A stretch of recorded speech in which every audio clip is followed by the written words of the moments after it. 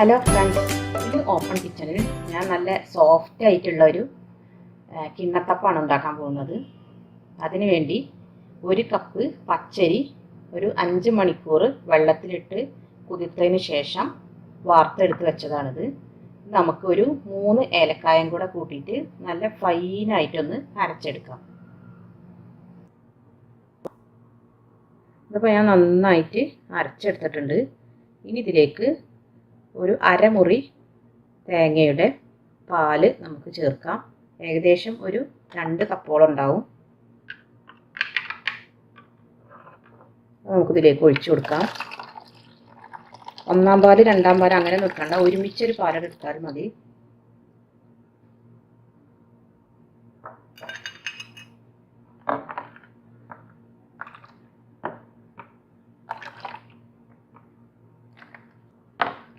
ഇനി ഇത് നമുക്ക് ഒരു പാനിൽ വെച്ച് നന്നായിട്ടൊന്ന് കുറുക്കിയെടുക്കണം.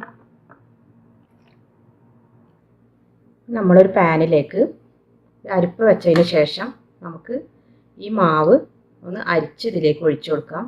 നമ്മുടെ ഏലക്കായൻ്റെ തരികളൊക്കെ ഇതിലുണ്ടാവും. അതൊക്കെ ഒന്ന് എടുത്ത് കളയാൻ വേണ്ടിയിട്ടാണ് നമ്മൾ ഇതേപോലെ അരിച്ചെടുക്കുന്നത്.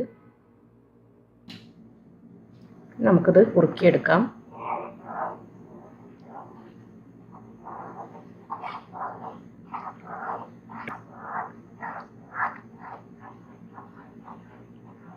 ഒരു മീഡിയം ഫ്ലെയിമിൽ ഇട്ടിട്ട് വേണം നമുക്ക് കുറുക്കിയെടുക്കാൻ. ഇതിലേക്ക് നമുക്ക് കുറച്ച് ഉപ്പ് കൂടെ ഇട്ട് കൊടുക്കാം. നമ്മളിതിൽ ശർക്കര ഒഴിക്കണുണ്ട്, അപ്പോൾ കുറച്ച് ഉപ്പ് മതിയാവും.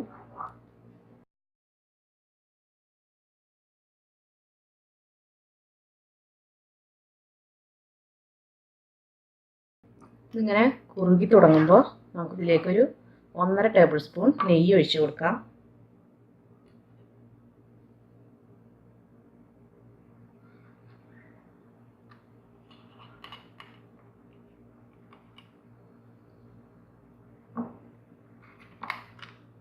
നെയ്യ് കൂടുതൽ ആവശ്യമുള്ളവർ കൂടുതൽ നെയ്യ് ചേർക്കാം.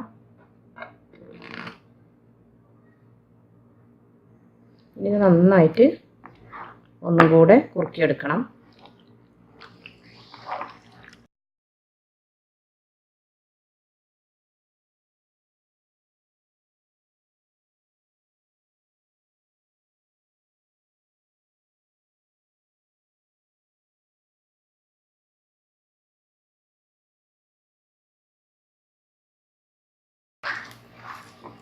ഇതൊന്ന് ചൂടാറാനായിട്ട് വെക്കണം.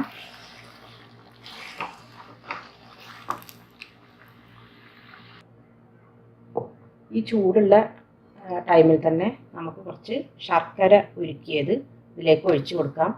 ഞാൻ ഏകദേശം ഒരു 200 ഗ്രാം ശർക്കരയാണ് ഉരുക്കിയിട്ടുള്ളത്. ഇത് നന്നായിട്ടൊന്ന് മിക്സ് ചെയ്തെടുക്കാം.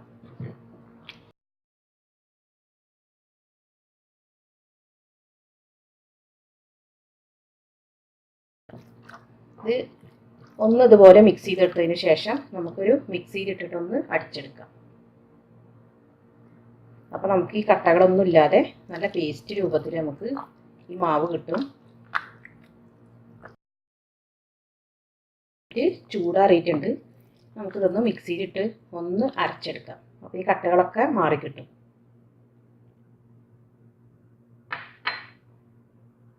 അതിപ്പോൾ ഞാൻ നന്നായിട്ട് കട്ടകളൊക്കെ ഉടച്ചെടുത്തിട്ടുണ്ട്. മിക്സിയിലിട്ടിട്ട് ഇതിലേക്ക് കുറച്ച് നെയ്യിൽ ലൈറ്റായിട്ട് വറുത്തെടുത്ത കുറച്ച് തേങ്ങ കൊടുത്ത്, പിന്നെ 1 ടേബിൾ സ്പൂൺ വേവിച്ചെടുത്ത കടലപ്പരിപ്പ്,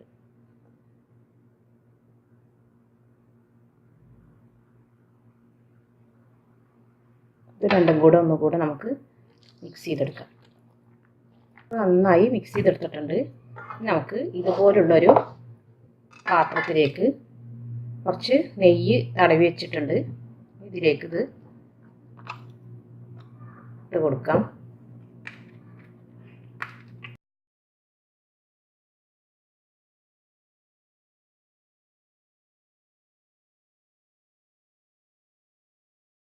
എടുക്കാം. ഇനി നമുക്കിതൊരു സ്റ്റീമറിലോ അല്ലെങ്കിൽ ഒരു ഇഡ്ഡലി പാത്രത്തിലോ വെച്ചിട്ട് നന്നായിട്ട് ഇതൊന്ന് സ്റ്റീം ചെയ്തെടുക്കണം.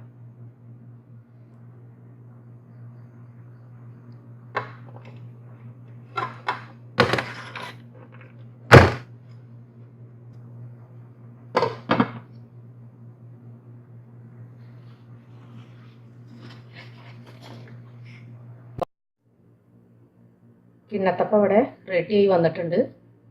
ഞാനിത് കത്തി കൊണ്ട് ഇതിൻ്റെ അരികിലൊക്കെ ഒന്ന് വെടിയിച്ചു കൊടുത്തിട്ടുണ്ട്. ഇത് ഏകദേശം വെന്ത് കിട്ടാനായിട്ട് എനിക്കൊരു 30 മിനിറ്റ് വേണ്ടി വന്നു. ഇത് നന്നായിട്ട് തണുത്തതിന് ശേഷം നമുക്ക് വേറൊരു പാത്രത്തിലേക്ക് മാറ്റാം. അപ്പോൾ നമ്മുടെ കിണ്ണത്തപ്പം ഇവിടെ റെഡി ആയിട്ടുണ്ട്. നമുക്കിത് ഒന്ന് കട്ട് ചെയ്തെടുക്കാം.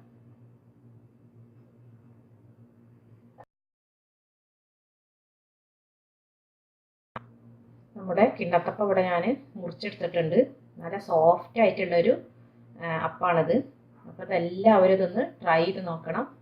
ഇനി അടുത്ത റെസിപ്പിയുമായി വരുന്നത് വരെ താങ്ക് യു.